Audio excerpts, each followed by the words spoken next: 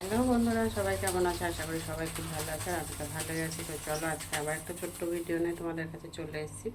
আর পুরো ভিডিওটা কিন্তু দেখো, কি স্কিপ করে চলে যাও না। আর দেখো কি রান্না করব। অনেক দিন পর আবারও পমফ্রেট মাছ চলে এসছে বাড়িতে।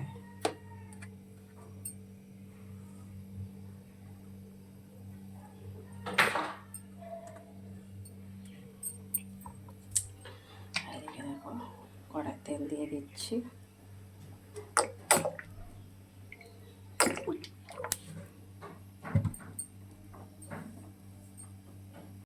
মাছটাই তো নুন হলুদ মাখিয়ে নিয়েছি। আর এদিকে হচ্ছে কড়াই তেল দেওয়া হয়ে গেছে। সবার প্রথমে যেটা করব দেখো, অল্প একটু কালো জিরে ফোড়নে দিয়ে দিলাম।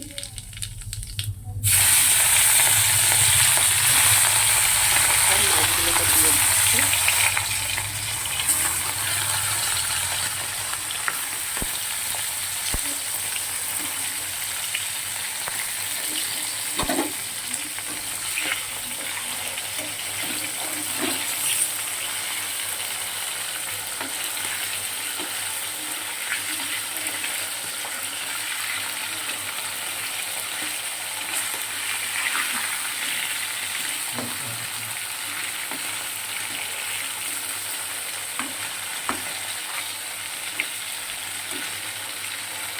দেখো মাছগুলো জাস্ট একবার উল্টে পাল্টে নিলাম।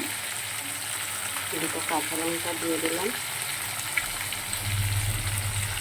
দিয়ে দিলাম ওপর দিয়ে ছড়িয়ে। নুনটা কিন্তু ভেজে চিনতে দিতে হবে।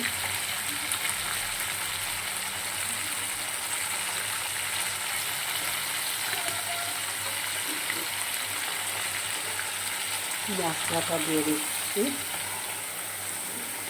আর এখানে আছে আদা, জিরে, ধনে, কালো সর্ষে, সাদা সর্ষে, গোটা শুকনো লঙ্কা, দুটো গোটা কাঁচা লঙ্কা দিয়ে পেস্ট করে নিয়েছিলাম। আদা জিরে ধনেটা একদম সামান্য পরিমাণে দিয়েছিলাম। সর্ষের পরিমাণটা কিন্তু একটু বেশিই দিয়েছিলাম।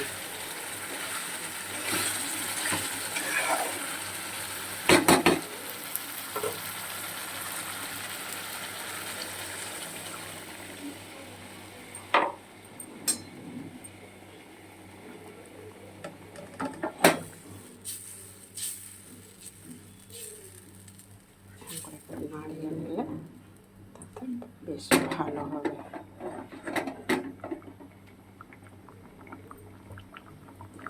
ওপর দিয়ে একটু তেল দিয়ে দিলাম।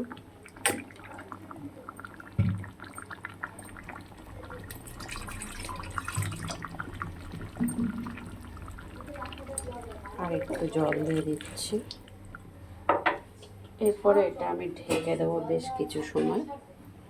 ঢেকে প্রায় 5 থেকে 7 মিনিটের মতন রান্না করব। করে তারপর তোমাদেরকে দেখাচ্ছি বন্ধুরা, আবার ফিরে আসবো।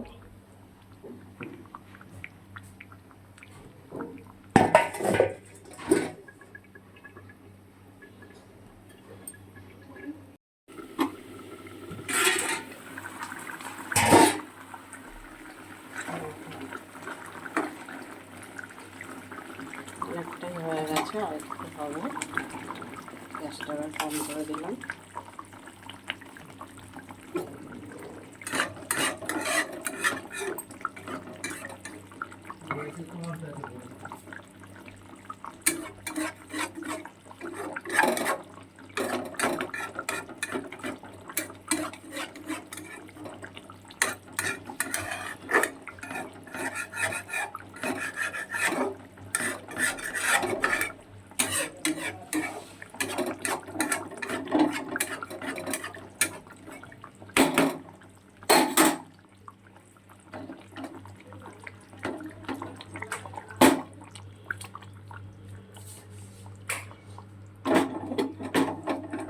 আর একটু বাকি আছে।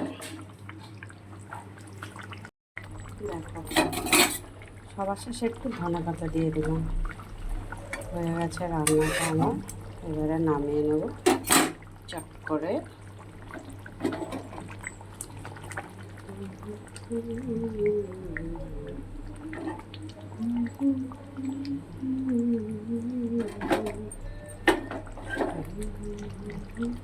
এইভাবে একদিনকে তেল ঝাল পমফ্রেট মাছ খেয়ে দেখো, দারুণ টেস্ট লাগে। তেল ঝাল পমফ্রেট মাছটা এইভাবে খেলে একটা অন্যরকম টেস্ট লাগে।